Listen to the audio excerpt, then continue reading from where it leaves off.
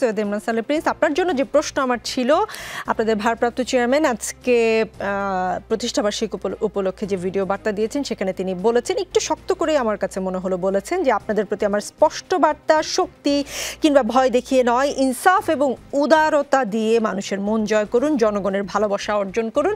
5ই আগস্টের পর থেকে বিএনপি কতটা ভালোবাসা অর্জন করলো, কতটা ইনসাফ এবং উদারতা দেখালো? ধন্যবাদ আমাকে এই শোতে সংযুক্ত করার জন্য। আমি আমার নির্বাচন এলাকা হালুয়াঘাটে অবস্থান করছি। আমি জানি না আপনি আমার কথা শুনতে পাচ্ছেন কিনা। প্রবলেম দেখা দিচ্ছে। আপনি যথার্থ বলেছেন যে বিএনপির আজকে 46তম প্রতিষ্ঠা বার্ষিকী।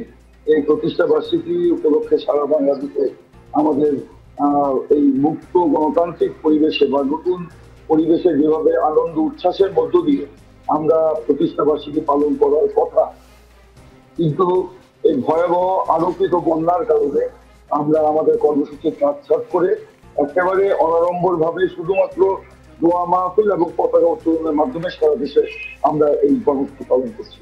আজকে আমাদের ভারপ্রাপ্ত চেয়ারম্যান জনাব তারেক রহমান আমাদের দলের নেতা কর্মী সমর্থক শুভানুধ্যায়ী এবং জনগণের উদ্দেশ্যে যে একটি ভিডিও বার্তা প্রেরণ করেছেন, তিনি সঠিকভাবে সে কথাগুলো বলেছেন এবং গত 2 দিন যাবৎ 3 দিন যাবৎ তিনি আমাদের বিভাগীয় পর্যায়ে আমাদের নেতা কর্মীদের যে ব্রিফিং সেশন করছেন, সেই ব্রিফিং সেশনেও তিনি কিন্তু কঠোরভাবেই বলছেন এসব কথা, যে আমাদেরকে জনগণের আস্থা অর্জন করতে হবে, জনগণের মন জয় করতে হবে।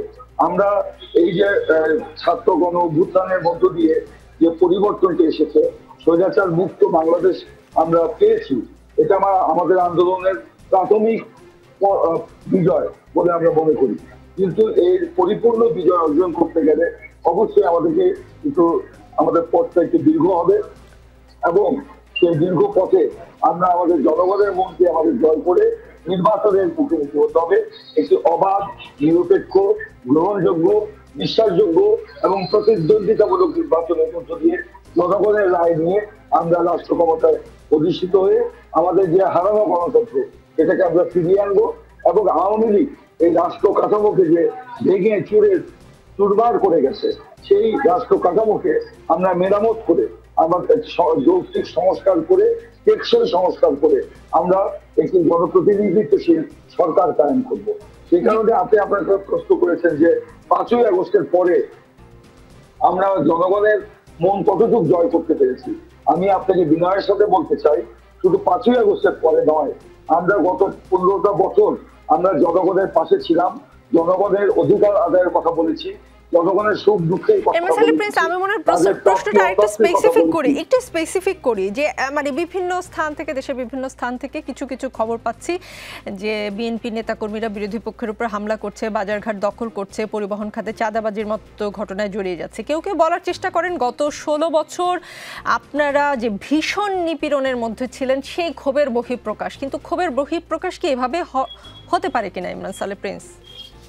না, আমি যেটুকু বলতে চাই এটা বলছিলাম, আমরা বিগত দিনে জনগণের পাশে ছিলাম, জনগণের মন জয় করেছি বলেই জনগণ আমাদেরকে সমর্থন দিয়েছে। এখন আপনি বলেছেন যে এই যে বিভিন্ন দখলবাজি ইত্যাদি ইত্যাদি, আমাদের দলের ভারপ্রাপ্ত চেয়ারম্যান আমাদের স্পষ্ট করে বলেছেন দখলবাজি, চাঁদাবাজি, সন্ত্রাস কিংবা নৈরাজ্য অনৈতিক কাজ বিএনপির অভিধানে নাই, এটা আওয়ামী লীগের অভিধানে আছে, এটা আওয়ামী রাজনীতির অনুষঙ্গ। সেই কারণে আপনারা জানেন যে গত 15 বছর আওয়ামী লীগ রাজনীতি ধ্বংস করে দিয়েছে, রাজনৈতিক চরিত্র নষ্ট করে দিয়েছে, রাজনৈতিক কর্মীদেরকে এইভাবে আঙ্গুল ফুলে কলা গাছ হওয়ার জন্য নৈতিকতা বিবর্জিত কাজ করার সুযোগ করে দিয়েছে, দুর্নীতি লুটপাট দখল করে দিয়েছে।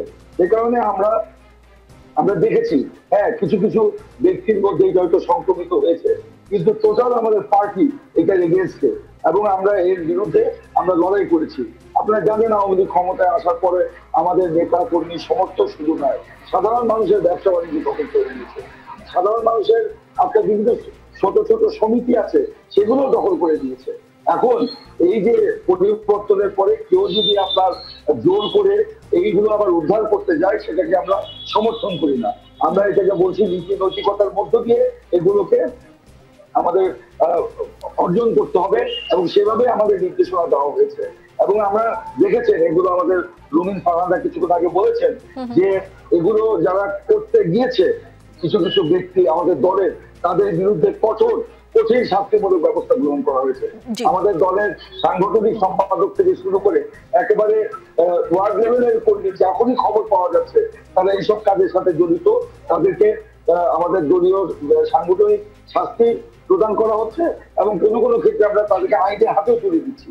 আমরা দিন রাত আমাদের এলাকাগুলিতে পরিশ্রম করছি। আমার গলা ভাঙা আপনারা জানেন যে আমরা প্রত্যেকটা এলাকায় গিয়ে মানুষের সাথে কথা বলছি, নেতা কর্মী সমর্থকদের সাথে কথা বলছি। আপনারা যে সাংগঠনিক ব্যবস্থা নিয়েছেন, আপনারা যে সাংগঠনিক ব্যবস্থা নিয়েছেন সেটাও প্রশংসার দাবিদার নিশ্চয়ই।